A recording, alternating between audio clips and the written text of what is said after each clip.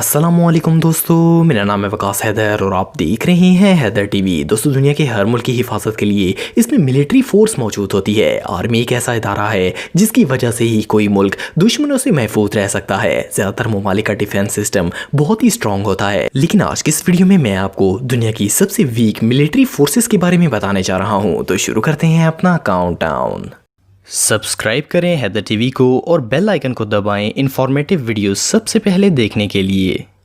Number 8, Luxembourg. दोस्तों, Luxembourg एक छोटा सा यूरोपियन कंट्री है जो कि बेल्जियम, जर्मनी और फ्रांस के बिल्कुल दरमियान में वाक़या है। लग्जमबर्ग एक बहुत ही खूबसूरत मुल्क है जो कि नेशनल पार्क्स, फॉरेस्ट और मोसेले रिवर से घिरा हुआ है। इस मुल्क की आबादी 6,26,000 लोगों पर मुश्तमिल है। छोटा मुल्क होने के बावजूद इनकी अपनी आर्म्ड फोर्सेस हैं जिनमें एयर फोर्स और लैंड आर्मी शामिल है। समुद्र से कनेक्ट ना होने की वजह से इनकी नेवी फोर्स नहीं है। लग्जमबर्ग मिलिट्री में टोटल 414 सोल्जर्स हैं और इनमें से भी 54 सोल्जर्स तो सिर्फ म्यूजिशियंस हैं जिनको तबला बजाने के अलावा कुछ नहीं आता। अगर इन तबला सोल्जर्स को निकाल दिया जाए तो बाकी 360 फौजी बचते हैं जिन्होंने मिलकर 6,26,000 लोगों की हिफाजत करनी है। मोर ओवर इनकी एयरफोर्स के पास सिर्फ 2 हेलीकॉप्टर्स हैं और लैंड आर्मी के पास चंद बुलेट प्रूफ व्हीकल्स के अलावा कुछ नहीं है। सो बेसिकली अगर कोई इन पर हमला कर दे तो इनके पास मिन्नत तरला करने के अलावा कोई ऑप्शन नहीं होगा। Number 7, Monaco. दोस्तों, मोनाको एक यूरोपियन कंट्री है जो कि मेडिटेरियन सी के साउथ में वाक़या है। ये दुनिया का दूसरा सबसे छोटा मुल्क है। मोनाको की आबादी सिर्फ 38,300 लोगों पर मुश्तमिल है। मोर ओवर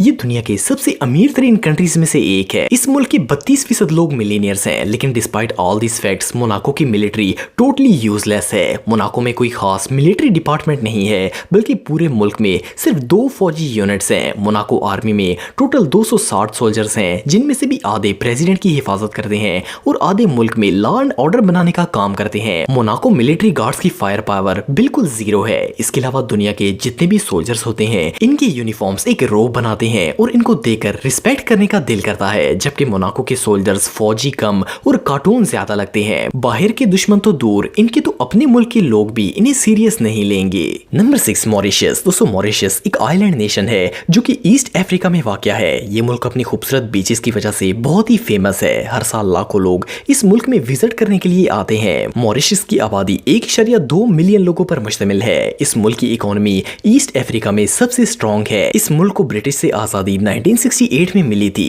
हैरानगी की बात यह है कि 1968 से इस मुल्क की सिक्योरिटी की जिम्मेदारी फोर्स से ज्यादा पुलिस पर होती है। मॉरिशस पैरामिलिट्री में टोटल 1400 सोल्जर्स हैं। इनके एयरफोर्स में 6 नॉर्मल हेलीकॉप्टर और 3 पेट्रोल प्लेन्स हैं, जबकि नेवी के पास सिर्फ 15 बोट्स हैं जिनमें भी कोई वेपन्स नहीं होती। मोर ओवर मॉरिशस की लैंड आर्मी के पास 4 रॉकेट लॉन्चर्स और 2 आर्टिलरी वेपन्स हैं। बिलीव करना मुश्किल है, पर ये मुल्क दुश्मनों से तो दूर जंगली जानवरों से भी मुकाबला नहीं कर सकता। एनीवे, मॉरिशस अथॉरिटीज के मुताबिक क्योंकि इनके मुल्क के चारों तरफ समुंदर है और करीब कोई दूसरा मुल्क नहीं है, इसीलिए इन्हें किसी से खतरा नहीं है और स्ट्रॉन्ग आर्मी की कोई जरूरत नहीं है। नंबर 5, भूटान। दोस्तों, किंगडम ऑफ भूटान एक साउथ ईस्ट एशियन कंट्री है। ये मुल्क अपने लॉ और मॉन्क्स ट्रेडिशन के लिए बहुत ही मशहूर है। भूटान जियोग्राफी के लिहाज से बहुत ही खूबसूरत मुल्क है। ये चारों तरफ से पहाड़ों से घिरा हुआ है। इस वक्त ग्लोबल आर्मी रैंकिंग के लिहाज से भूटान सबसे वीक कंट्रीज में से एक है।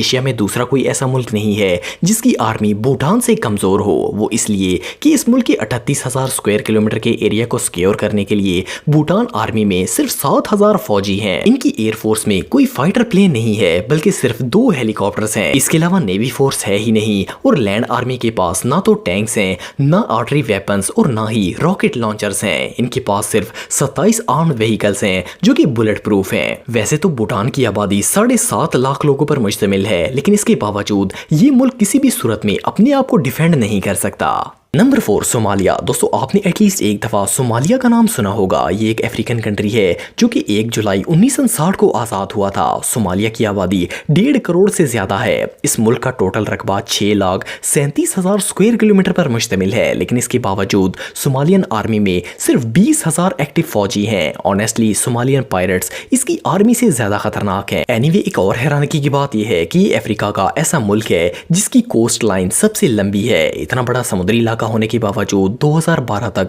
इनके पास नेवी फोर्स थी ही नहीं। फिर 2012 में यूएई ने इनकी इमदाद की और सोमालियन मिलिट्री ने नेवी का आगाज किया। सरप्राइजिंगली सोमालियन एयरफोर्स में ना तो कोई फाइटर प्लेन है और ना ही कोई अटैक हेलीकॉप्टर्स हैं। मोर ओवर लैंड आर्मी में इनके पास 10 टैंक्स, 10 रॉकेट लॉन्चर्स और 30 आर्टिलरी वेपन्स हैं। रियली अगर देखा जाए तो दुश्मन सोमालिया की आर्मी से ज्यादा इनके समुद्री लुटेरों से डरते हैं। ये रियली अनबिलीवेबल है। Number 3 Panama. दोस्तों रिपब्लिक ऑफ पैनामा एक सेंट्रल अमेरिकन कंट्री है। समुद्री लिहाज से ये मुल्क दुनिया में बहुत ही इंपॉर्टेंस रखता है क्योंकि पैनामा कैनल अटलांटिक ओशन को पैसिफिक ओशन से मिलाती है और ये एक जबरदस्त शिपिंग रूट है। इस मुल्क की आबादी 4 मिलियन लोगों पर मुश्तमिल है, लेकिन इसके बावजूद इनकी आर्मी हद से ज्यादा वीक है। पैनामा मिलिट्री में टोटल 10,000 एक्टिव सोल्जर्स हैं और ये तमाम सोल्जर्स कोस्ट, एयर और लैंड तीनों की हिफाजत करते हैं। पैनामा एयरफोर्स में 23 हेलीकॉप्टर्स हैं और 11 ट्रांसपोर्ट प्लेन्स हैं, जबकि इनके पास कोई अटैक हेलीकॉप्टर या फाइटर प्लेन नहीं है। मोर ओवर इनकी लैंड आर्मी में ना तो कोई टैंक है और ना ही कोई अटैक व्हीकल है, बल्कि इनके पास सिर्फ 65 बुलेट प्रूफ गाड़ियां हैं। अगर नेवी की बात करें तो इतनी इंपॉर्टेंट सी पोर्ट होने के बावजूद इनके पास सिर्फ चंद पेट्रोल बोट्स हैं जिनमें किसी तरह की वेपन तक नहीं है। Number 2 Bosnia and Herzegovina. दोस्तों इस मुल्क का नाम सुनकर ऐसा लगता है जैसे ये 2 ममालिक हैं, लेकिन ये एक ही मुल्क है जो कि साउथ ईस्ट यूरोप में वाक़ है। बोस्निया को 1992 में आज़ादी हासिल हुई थी। आपको जानकर हैरानगी होगी कि इस मुल्क के पास सन 2005 से पहले प्रॉपर मिलिट्री तक नहीं थी, पर 1 दिसंबर 2004 में यहाँ आर्म्ड फोर्सेस ऑफिशियली यूनिफाइड हुई। और ऑनेस्टली इनकी आर्मी होने या ना होने से मुल्क को कोई फर्क नहीं पड़ेगा। बोस्निया की आबादी 3.3 मिलियन है और इनकी आर्मी में टोटल 10,500 एक्टिव सोल्जर्स हैं। इट मीन्स कि ये हालात खराब होने पर अपने मुल्क के अंदरूनी हालात भी कंट्रोल नहीं कर पाएंगे। बोस्निया ग्लोबल आर्मी रैंकिंग में 133 नंबर पर आता है। इनके पास भी नेवी फोर्स नहीं है, जबकि एयर फोर्स में इनके पास सिर्फ 19 नॉर्मल हेलीकॉप्टर्स हैं और एक भी फाइटर प्लेन या अटैक हेलीकॉप्टर नहीं है। इसके अलावा लैंड आर्मी में इनके पास 24 आर्टिलरी वेपन्स, टैंक्स और 143 रॉकेट लॉन्चर्स हैं। इवन इस मुल्क के प्रेसिडेंट भी आर्मी से अनसेटिस्फाइड हैं। इनके मुताबिक फौज हर साल 165 मिलियन डॉलर्स इन 10,000 फौजियों पर लगा देती है और रिजल्ट फिर भी जीरो है। Number 1 north Macedonia. दोस्तों रिपब्लिक ऑफ नॉर्थ मैकेडोनिया एक छोटा सा मुल्क है जो कि यूरोप कॉन्टिनेंट में आता है। इस मुल्क को हाल ही में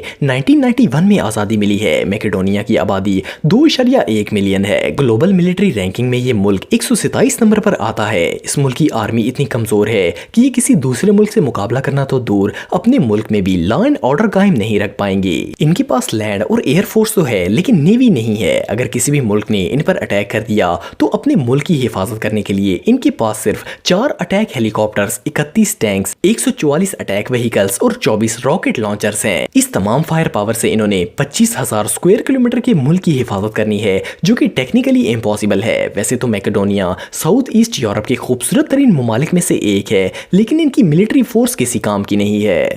दोस्तों अगर आप मेरे व्लॉगिंग चैनल को सब्सक्राइब करना चाहते हैं तो इस आइकन पर क्लिक करके सब्सक्राइब कर सकते हैं। आज के लिए इतना ही दोस्तों, नेक्स्ट वीडियो तक के लिए अल्लाह हाफिज।